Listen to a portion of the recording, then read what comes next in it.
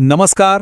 ચાલો જરા વિચારો, કેવું લાગે જો વિડિયો એડિટિંગ, પ્રેઝન્ટેશન ડિઝાઇન અને ડેટા એનાલિસિસ માટે અલગ અલગ સોફ્ટવેરની માથાકૂટ જ ન રહે?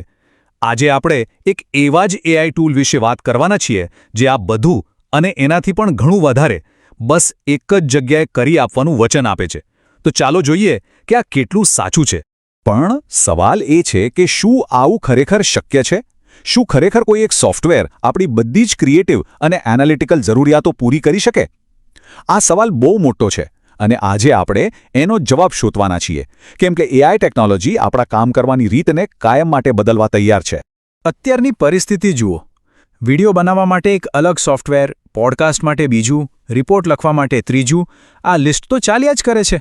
દરેક કામ માટે અલગ અલગ એપ વાપરવી એ ખાલી અઘરું જ નથી, પણ એમાં આપણો કેટલો બધો સમય અને એનર્જી વેડફાઈ જાય છે, ખરું ને? તો આ આખી સમસ્યાનો ઉકેલ ક્યાંથી શરૂ થાય છે? ચાલો આ ટૂલની પહેલી અને સૌથી પાવરફુલ ક્ષમતા પર નજર કરીએ: મીડિયા બનાવવાની તાકાત. અને આ ખાલી કન્ટેન્ટ બનાવવાની વાત નથી, પણ એને એકદમ સરળ અને ઝડપી બનાવવાની વાત છે. હવે અહીંયા જે સૌથી મજેદાર વાત છે ને, એ જુઓ. આ ટૂલ ખાલી વિડિયો જ નથી બનાવતું, પણ હાઈ ક્વોલિટીનો પોડકાસ્ટ જેવો ઓડિયો પણ તૈયાર કરી શકે છે. અને સૌથી મોટી વાત, એ શરૂઆતથી લઈને છેક છેલ્લી સ્લાઇડ સુધી આખું પ્રેઝન્ટેશન પણ જાતે જ ડિઝાઇન કરી દે છે. વિચારો, આનાથી કેટલો બધો સમય બચી જાય. પણ વાત અહીં પૂરી નથી થતી. કન્ટેન્ટ બનાવવું તો સમજો કે ખાલી શરૂઆત છે.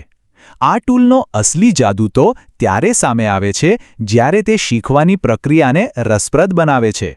ચાલો જોઈએ કે તે કેવી રીતે આપણને ખાલી સાંભળનારામાંથી એક એક્ટિવ ભાગ લેનાર બનાવે છે. અને આ છે અસલી ગેમ ચેન્જર: ઇન્ટરેક્ટિવ ઓડિયો.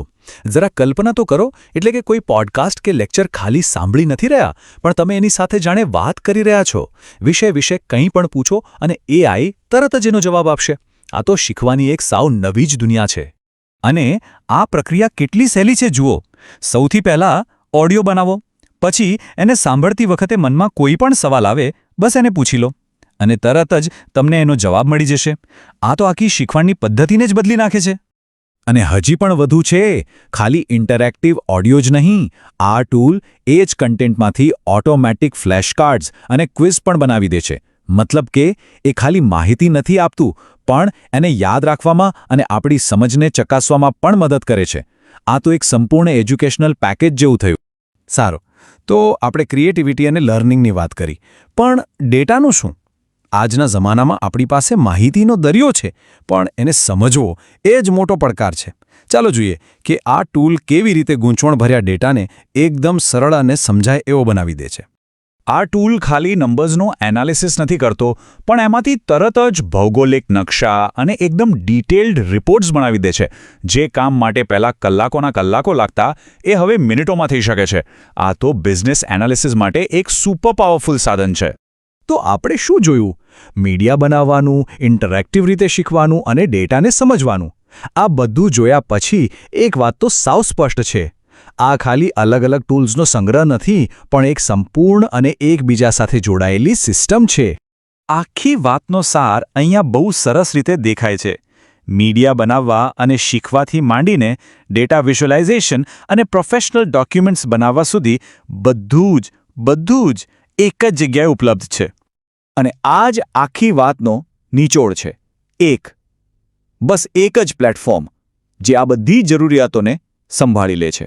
એટલે જ એમાં કહેવાયું છે, અને આ લાઇન બહુ જ મહત્વની છે: આ એક સંપૂર્ણ પેકેજ છે જેમાં તમારી જે પણ જરૂરિયાત હોય તે અહીં કરી શકાય છે. આનાથી વધુ સ્પષ્ટ કંઈ હોઈ જ ન શકે.